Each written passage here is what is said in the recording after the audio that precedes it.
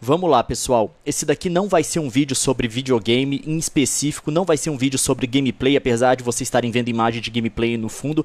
É um vídeo que eu não queria ter que fazer pro meu canal, mas depois das respostas que eu recebi pro meu último vídeo, eu vou ter que fazer isso daqui para meio que tomar sobre mim a responsabilidade de educar vocês em algumas coisas que parece que os pais de vocês, os professores de vocês não estão conseguindo fazer. Para quem está desinformado sobre o assunto, eu fiz um vídeo comentando brevemente as minhas opiniões sobre pirataria, o que eu decidi para mim, o que eu acho que é certo para mim em relação à pirataria de jogos. Eu fiz esse vídeo, obviamente minha opinião foi contra a pirataria e muita gente me criticou. Acho que já tá para ser o meu vídeo mais negativado no YouTube, eu acho, fora os vídeos nos quais eu fui atacado por bots para negativar massivamente. Pelo menos de negativações legítimas, eu acho que esse vai ser o vídeo que vai ficar no topo da lista. Mas enfim, o que eu vou fazer nesse vídeo aqui, sem nenhum tipo de edição, sem corte, sem nada, vai ser explicar para vocês, para todas as pessoas que me atacaram principalmente, para todas as pessoas que não entenderam o que eu disse, explicar o que vocês estão fazendo de errado. E por que eu acho que esse comportamento de vocês reflete muita coisa que a gente vê no país. Por isso que eu estou fazendo esse vídeo para todo mundo. Eu espero que ele atinja a maior quantidade de pessoas possíveis. Não vai ter edição, o vídeo vai ser longo, então puxa aí a sua cadeira. Como diz o Zangado, sei lá, traz o lanchinho, porque eu vou falar muita coisa agora e eu quero falar sobre isso uma vez só no canal, para não ter que falar mais. Vamos lá, gente. Primeira coisa que vocês têm que saber fazer para viver numa sociedade civilizada é argumentar. Todas as pessoas têm direito a uma opinião. E todas as pessoas têm por obrigação, se você quiser manter uma opinião, você tem que saber defender essa sua opinião com bons argumentos. Tá? Senão ela é uma crença, é uma fé, você não tem motivo para acreditar naquilo, você simplesmente acredita, mas se você conseguir defender aquilo com argumentos que são, de forma generalizada, válidos, aquela é uma posição que é legítima para você manter. Tudo bem? Vamos continuar com isso então. Então o que as pessoas fizeram diante dos argumentos que eu coloquei? Eu não vou repetir eles aqui, talvez eu repita mais pra frente no vídeo, eu não vou repetir agora. Se você quiser saber o que eu disse, volta lá e vê o vídeo, ele vai estar como vídeo de resposta para esse vídeo aqui, para facilitar a sua vida. As pessoas não sabem argumentar de fato, foi isso que eu notei. Existem dois problemas no tipo de argumentação que as pessoas fazem. Eu vou listar os dois aqui, eu vou explicar com detalhe o que é cada um. Qual que é o embate ideal de ideias para a gente ter numa sociedade civilizada? É o seguinte, eu tenho essa posição e eu consigo defender a minha posição com bons argumentos. Eu vou falar, eu acredito nisso e eu acredito nisso por causa disso, disso e disso. E eu vou argumentar. Aí a pessoa que está discordando do que eu falo, ela vai falar, não, mas eu discordo de você. Eu discordo de você por causa disso, você pode construir um argumento, ou você pode desconstruir o meu, você pode criticar o meu argumento. Eu acredito nisso por causa disso e eu acho que você está errado por causa disso e disso. Esse é um argumento numa sociedade civilizada, esse é o tipo de argumento que faz com que as ideias sejam construídas, o consenso seja gerado e as pessoas possam chegar num acordo, ou mesmo que elas discordem uma das outras, que elas consigam manter posições que são mutuamente respeitadas. Tudo bem? Qual que é o problema que eu vi? Primeira coisa que muita gente faz é o tal do argumento do espantalho, a strawman que eles chamam em inglês. É um tipo de argumento falacioso diante da posição de outro. O que você faz? O outro chegou e falou, eu acredito nisso, tá aqui o motivo 1, tá aqui o motivo 2, tá aqui o motivo 3.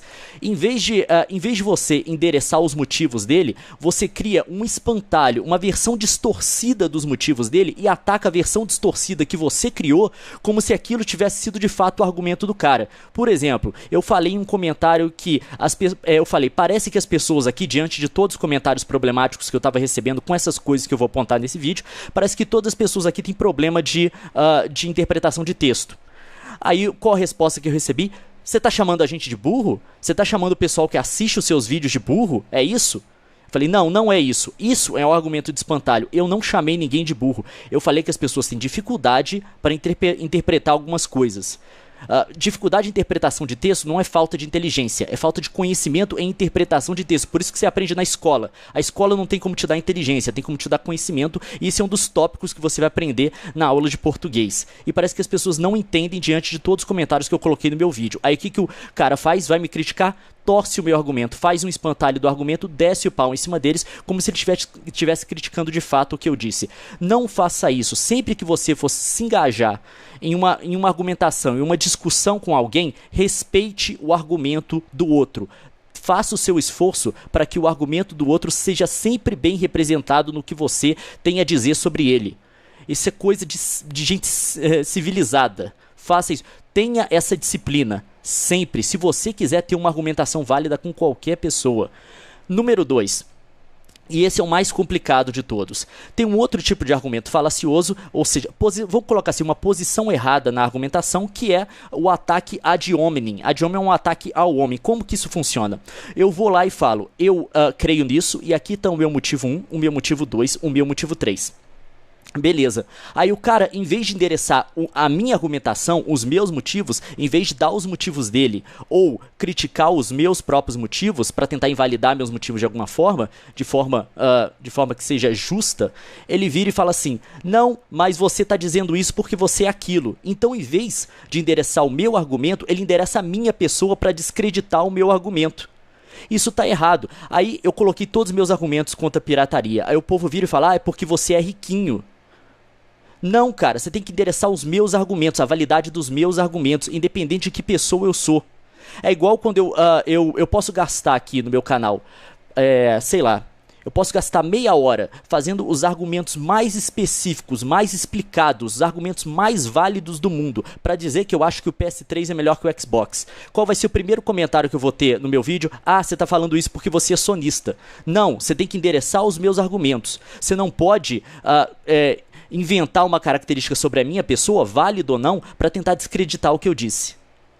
Estão me entendido? Isso é um argumento ad hominem. Isso você não pode fazer. Então você tem sempre que observar, quando você vai argumentar, que você está representando de forma fidedigna o argumento do outro, que você está criticando, e que você não está atacando a pessoa dele, mas sim os argumentos dele.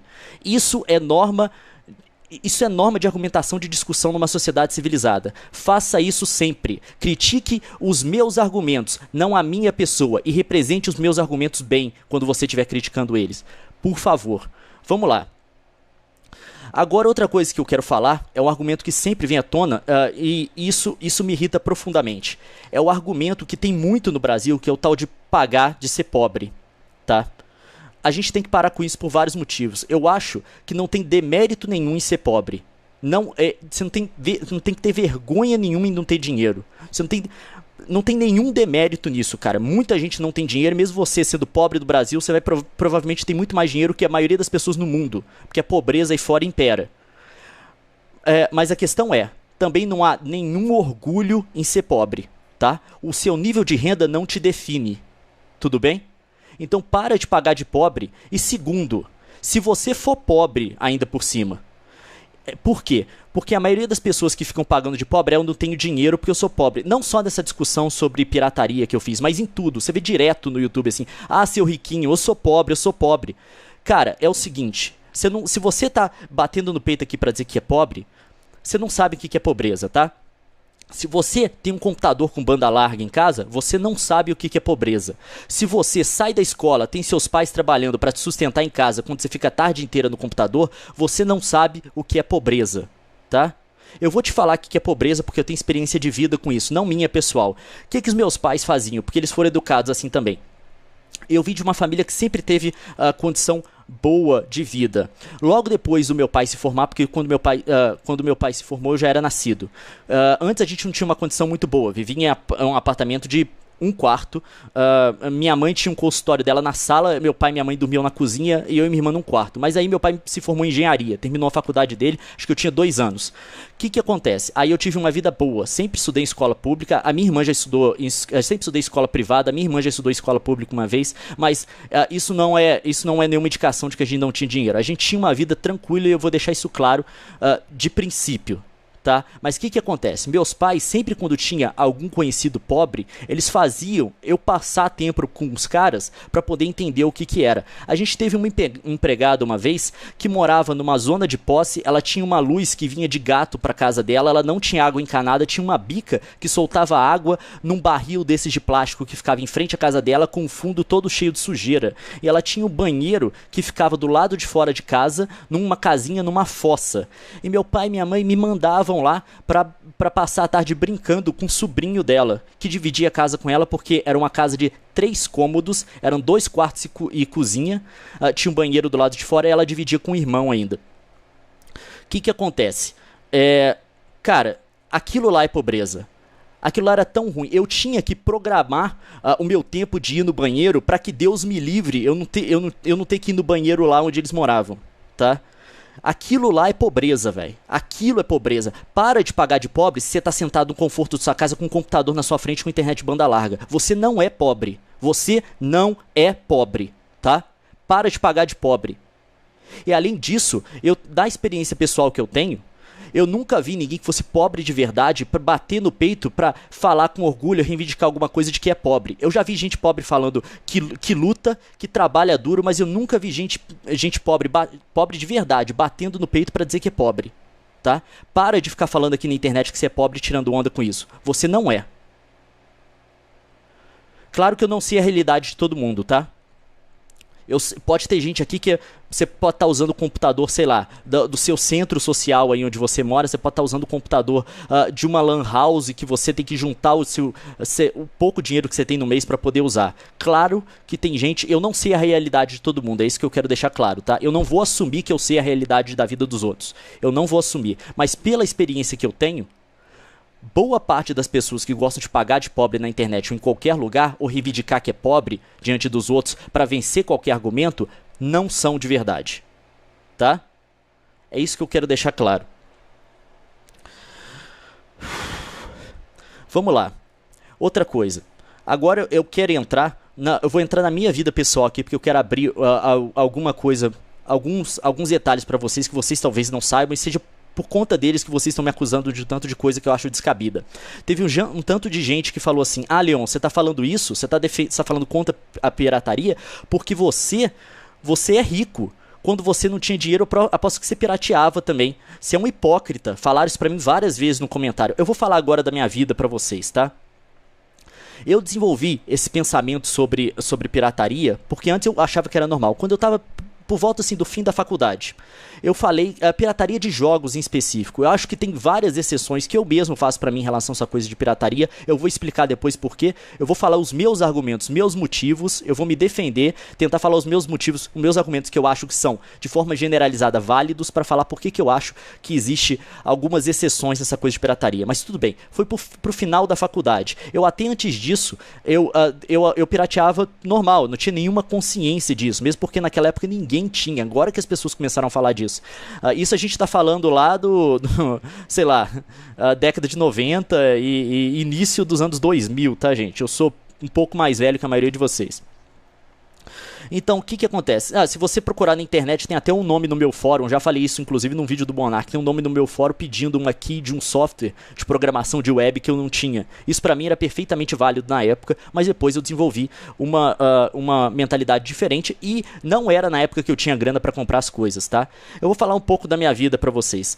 Eu sempre tive uma vida tranquila, eu nunca fui absurdamente rico, a minha família não era milionária, mas eu tinha uma vida de classe média, uma vida de classe média brasileira, padrão, como pessoas têm vida de classe média em qualquer lugar. E o que acontece? Lá pro final da faculdade eu tomei essa convicção. E depois disso foi um período meio que de teste pra mim, porque foi um período que eu passei um pouco mais de dificuldade. Eu fui aprovado para o mestrado na Alemanha, o mestrado era de graça, eu tinha o estudo e o transporte de graça, só que eu não tinha os meus outros cursos de graça. Aí eu fiz um acordo com a minha mãe, porque minha mãe já não queria pagar as minhas contas, obviamente, para ela me dar um valor X, esse valor X era de 500 euros, e eu vivi na Alemanha com esse dinheiro, basicamente. Eu vivi por 3 anos na Alemanha com quantidade de dinheiro que era bem apertada. 500 euros não era muito, eu vou te falar. Os alunos pobres da Alemanha, aqueles que precisavam de ajuda do governo, os que eram pobres, não esses pobres que vocês estão falando aqui na internet, que muita gente reivindica que é, pobres de verdade. A galera que se o governo não tivesse dado uma grana para estudar, não ia conseguir, apesar do estudo ser de graça. Enfim, os alunos pobres lá onde eu morava ganhavam 600 euros por mês. Eu ganhava 500. Eu tinha que pagar... Quanto que era? Acho que era 227 do meu aluguel. Eu pagava mais 66 do plano de saúde, mais 34 de luz e aquecimento. Era a conta fixa da casa lá que você pagava por Stadtweger. Eu não sei falar o treco. Enfim. O resto do dinheiro que sobrava era o que eu tinha para passar um mês, tá? Era o que eu tinha para passar todo mês. E vocês calculem como que eu passava o meu mês. Eu ainda economizava dinheiro para comprar essas coisas de câmera. Lá na Alemanha é mais barato, obviamente, para comprar essas coisas de câmera que eu usava para fazer os vídeos do YouTube, que era o hobby que eu tinha, porque era um hobby que eu achei lá que era extremamente barato. Porque eu comecei a fazer vídeo pro YouTube de fato, para um canal fixo, o vlog, em 2008, era o L Reporta. E eu achei esse negócio de fazer vídeo pra internet um hobby, uma coisa para passar meu tempo, que era extremamente barato, porque eu comprava minha câmera uma vez, eu comprei uma câmera e um microfone, e depois eu não gastava mais dinheiro. No máximo que eu ia lá e comprava, eu comprei uma luz uma vez que custou... eu comprei um tripé que custou 13 euros, uma luz que custou 17, alguma coisa assim. Então, pra mim, era uma diversão extremamente barata e eu passei todo esse tempo lá. Você vai me chamar de riquinho? Não. Eu passei no aperto e eu levei muito a sério. Eu dei muito valor a isso, tá?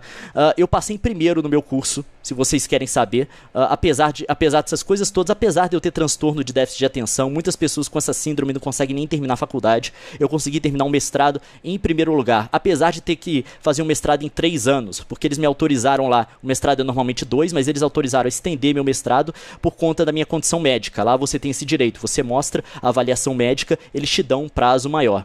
E eu passei em primeiro no meu curso, eu passei com o melhor conceito na Universidade da Alemanha, porque meu curso era binacional, que é o conceito de sehr gut, que é muito bom, e eu passei com a nota total na minha faculdade dinamarquesa, porque era o outro país que estava envolvido nesse mestrado binacional, que era a nota 12.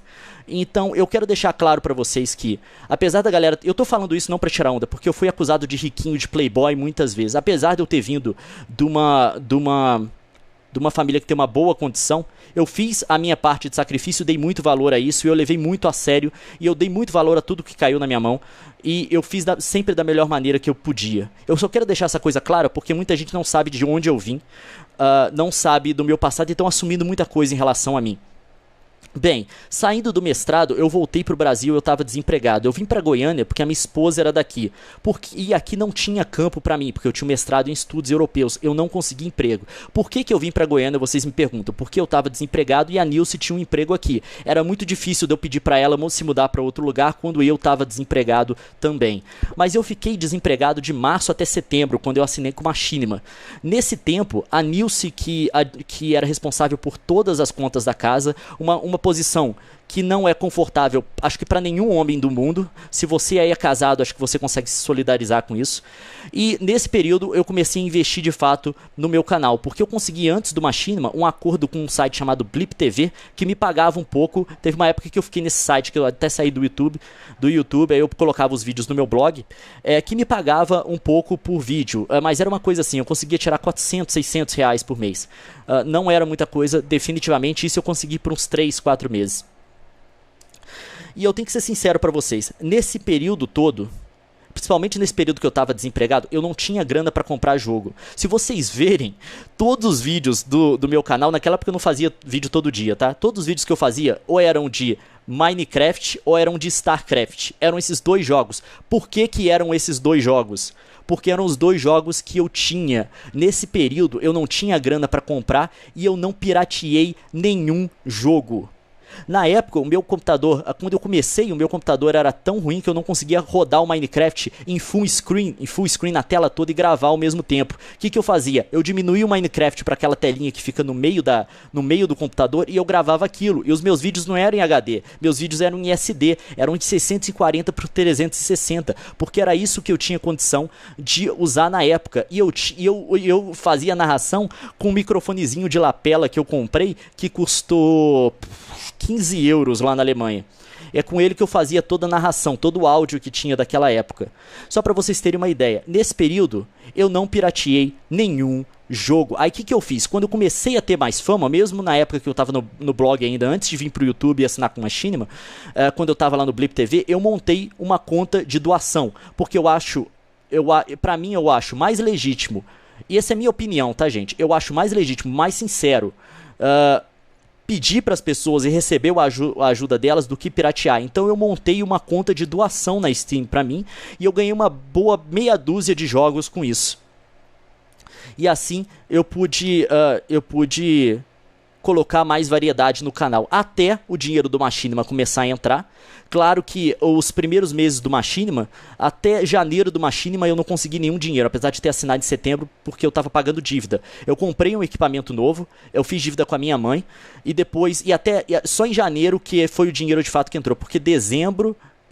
foi outubro, novembro, eu recebi o primeiro em outubro. Outubro, novembro e dezembro foi para pagar a dívida que eu já tinha acumulado da época de antes de começar a receber do Machine. Então essa é a minha realidade. Então as pessoas que me chamam de hipócritas, outra coisa que vocês têm que aprender, não assumam uma coisa que você acha das pessoas, o primeiro pensamento que você teve sobre o caráter, a índole delas, como sendo delas de fato. Tá? Eu vou ser sincero, eu comecei com esse negócio de não piratear as coisas muito antes de ter dinheiro para comprar jogo. Para comprar jogo igual eu tenho. Na época, eu tava numa época que eu tinha, se eu comprasse um jogo por mês era muito, tá? Aí o que eu fazia? Eu fiz muito de StarCraft, que foi um jogo que me custou muito, porque eu tive que abrir mão de muita coisa lá na Alemanha, tá? O tempo inteiro que eu fiquei na Alemanha, se vocês não sabem disso, eu fiquei 3 anos lá. As peças de roupa que eu comprei na Alemanha foram um casaco de frio, 2 blusas de frio, 2 pares de luva, 4 boinas. Eu comprei 4 boinas porque eu descobri que eu precisava cobrir a cabeça. Eu vou explicar isso antes, galera. Por que 4 boinas? Porque eu comprei uma primeiro, que era de inverno. Só que ela não cobria a orelha. Aí minha orelha começou a congelar. Eu não conhecia inverno ainda direito. Não igual na Alemanha, pelo menos. Não um inverno que você tem que ficar do lado de fora muito tempo. Aí o que acontece? Eu fui e comprei depois outra boina que tinha proteção de orelha. Aí depois as 2 boinas, é assim engraçado, as 2 boinas de inverno que eu comprei eram muito quentes para usar no verão. Embora o verão fosse, o verão não, a primavera e o outono, que era frio ainda, era bom você cobrir a cabeça, mas não era tão frio a ponto de usar uma boina de inverno. Então tá aí a explicação das boinas, antes que alguém pergunte por que você tinha 4 boinas e só 2 blusas de frio. E além disso eu comprei também 2 segundas peles para colocar debaixo da calça. E eu acho que eu comprei 2 luvas também, acho que eu já falei dessas. Mas enfim, foi assim que eu consegui me manter, tá? Quando eu voltei de lá, todas as minhas roupas estavam detonadas. Contanto que a primeira viagem que eu fiz para os Estados Unidos, que a galera fala, você viaja pra caramba, bababá, mas ninguém considera que eu viajei uma vez para os Estados Unidos por conta da Blizzard, porque eles mandaram pra BlizzCon, eu ganhei um concurso. Depois eu viajei pra Rússia e pra Austrália por conta da Intel, por conta da websérie que eles fizeram, que eles me chamaram para participar.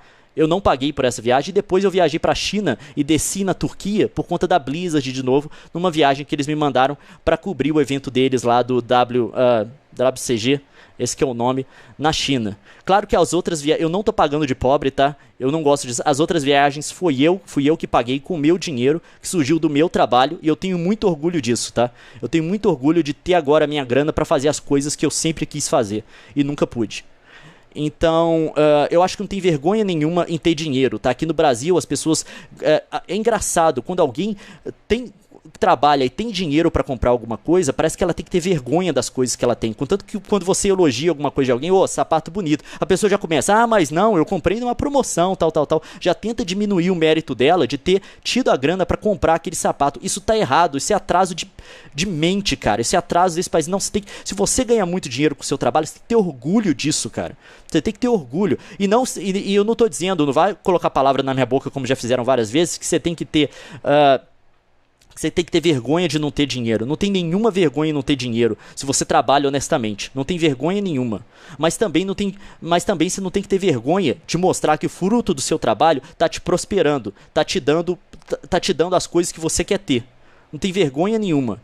E hoje eu trabalho com internet. As pessoas falam, o que você faz no trabalho? Não, é trabalho. Sabe o que é um trabalho? É uma atividade remunerada. Eu faço isso, me pagam pra fazer. Sabe qual que é o meu trabalho aqui? Não é jogar videogame e fazer vídeo. O meu trabalho aqui é vender publicidade. Eu faço os vídeos que entretêm as pessoas gratuitamente, e aí eu vendo espaço nos meus vídeos para as pessoas que querem anunciar produto. Por isso que vocês viram nesse vídeo, provavelmente, ou uma vinheta antes do vídeo fazendo propaganda de um produto, ou aparecer um banner aqui no vídeo e aqui do lado do vídeo para poder anunciar um produto. É isso que eu faço, eu vendo essas coisas, eu provenho para vocês uma coisa gratuita, em troca disso eu abro espaço no meu lugar para vocês receberem publicidade para poder vender essa publicidade. É esse que é meu trabalho.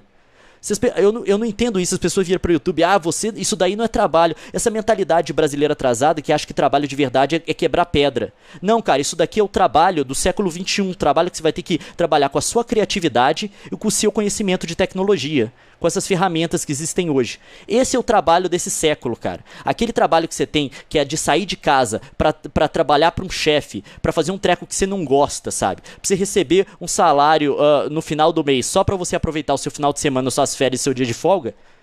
Isso é um trabalho que vai acabar. Você vai ter que viver da sua criatividade e do seu conhecimento das novas tecnologias.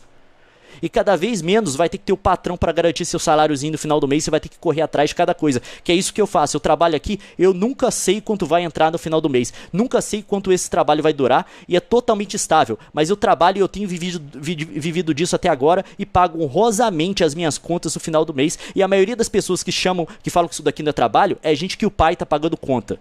Não sei da realidade de todas, mas pelo que eu vi até aqui, porque normalmente eu clico no canal das pessoas que me criticam quando eu vou responder alguma coisa, porque eu não quero ser injusto com ninguém, pra ver se eu consigo identificar alguma coisa delas. A maioria das pessoas tem vídeo lá, você vê que é voz de criança, tá? Eu não tô tirando nada com criança, não tô criticando nenhuma criança. Mas se você tem voz de gente que não passou pela puberdade, é muito provável que você não é uma pessoa que paga suas contas e você tá criticando alguém que faz isso. Vamos lá.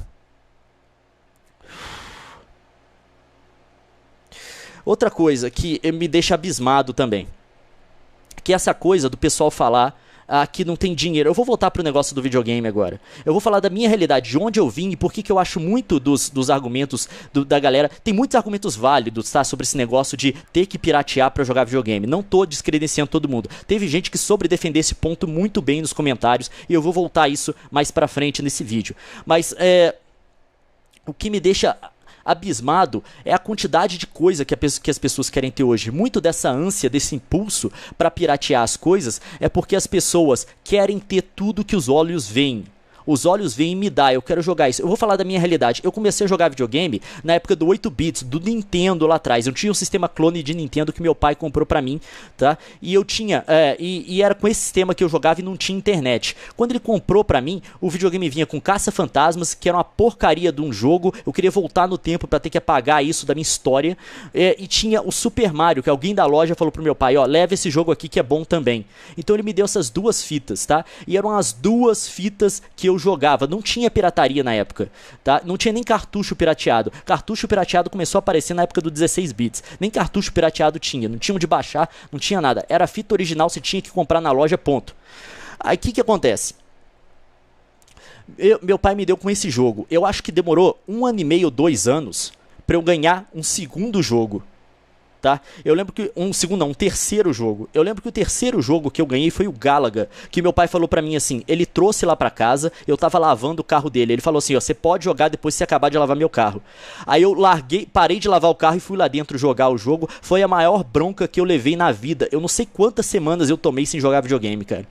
Foi a maior bronca que eu me lembro, assim, uma das maiores da minha vida, porque eu não terminei de lavar a porcaria do carro do meu pai antes de jogar Galaga.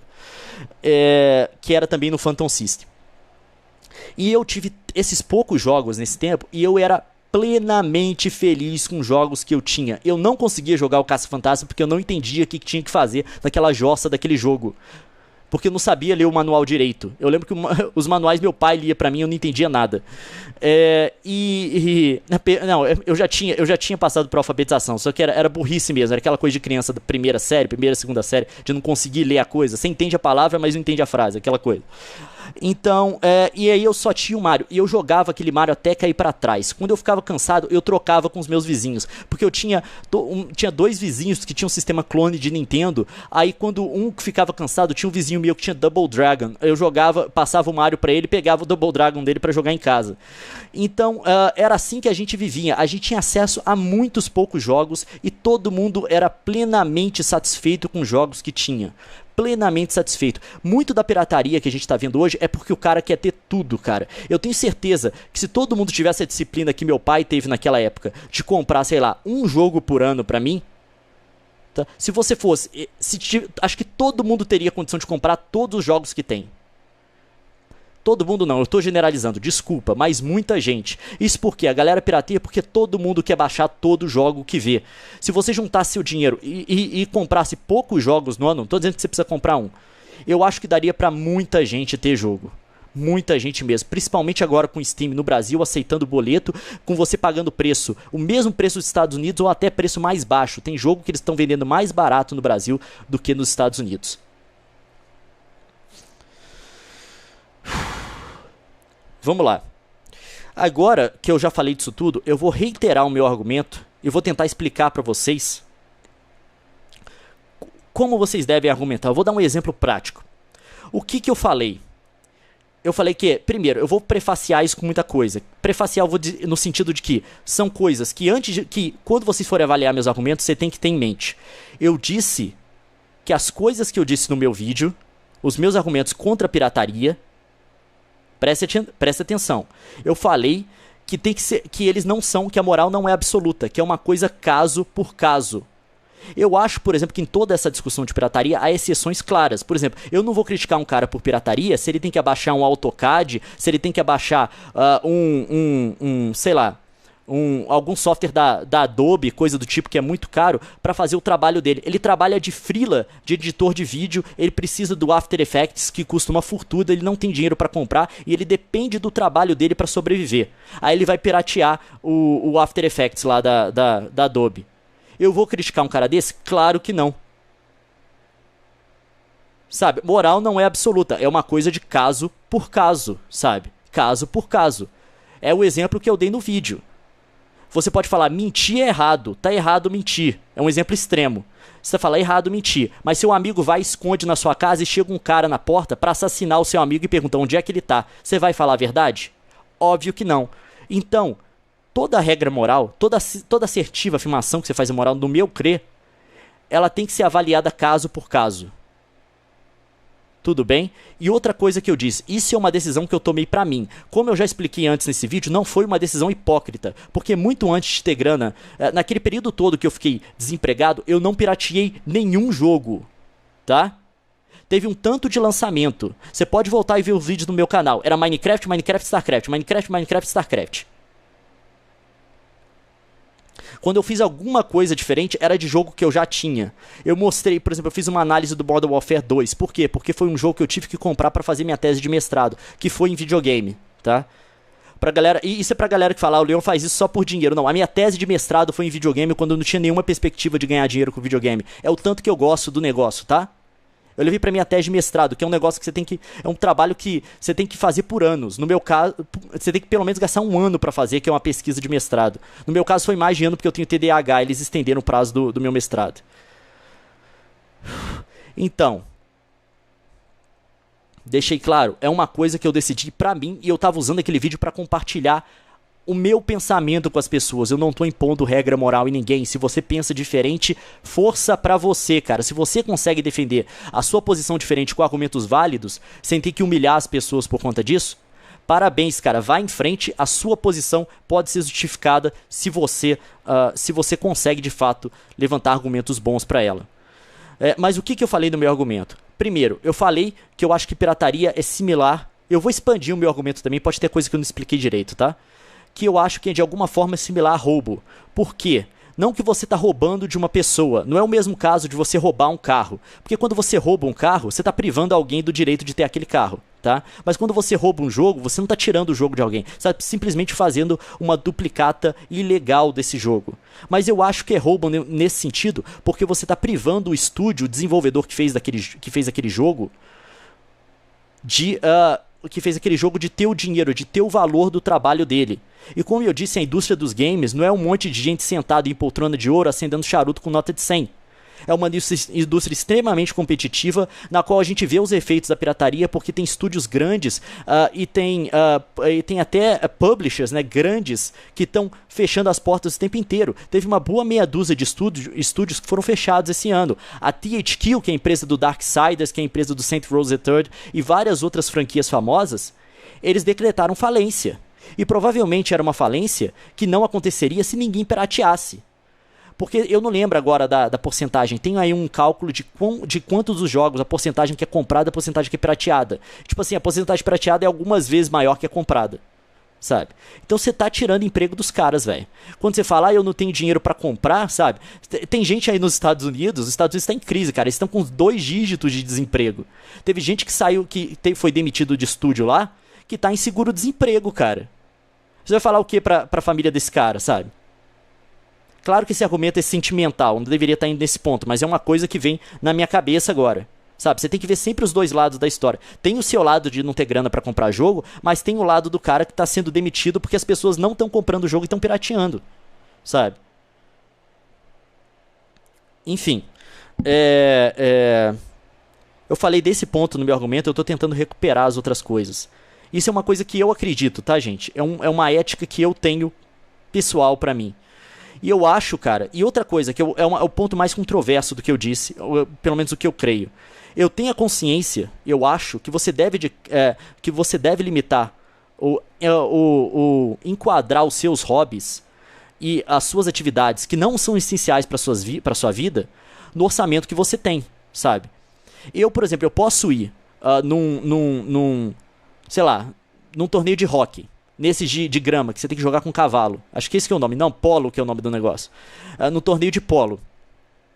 Gostar muito do negócio, tá? Mas eu sei que eu não tenho condição de praticar o esporte. Porque para cada tempo do polo você precisa de um cavalo diferente. Você precisa ter, sei lá, 7, 8, 10 cavalos para jogar uma partida de polo. Só ricaço consegue ter.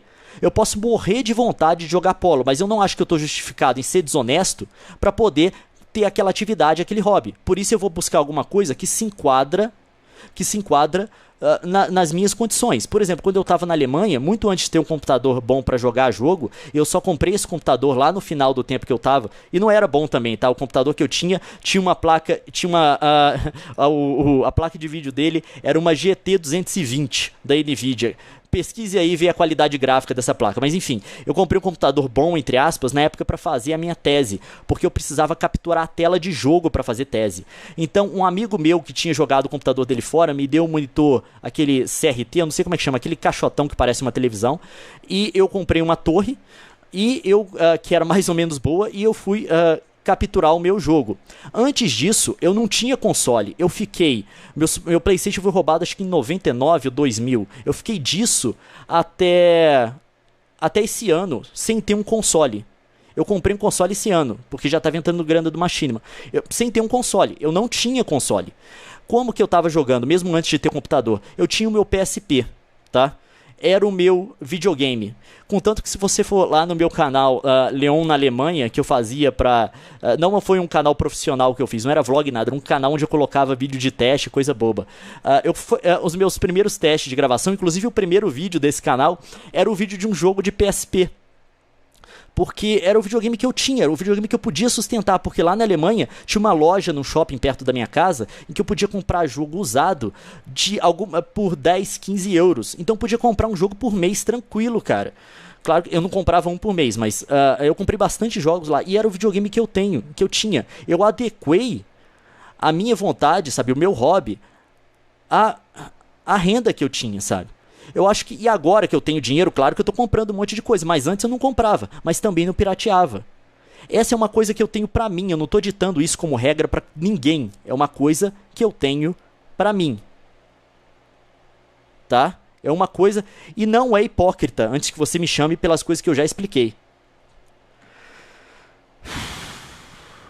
Bem, diante disso, eu vou tentar fazer o caso de quem pirateia para tentar demonstrar como é que eu acho que seria uma argumentação plenamente válida do que contra o que eu falei aqui.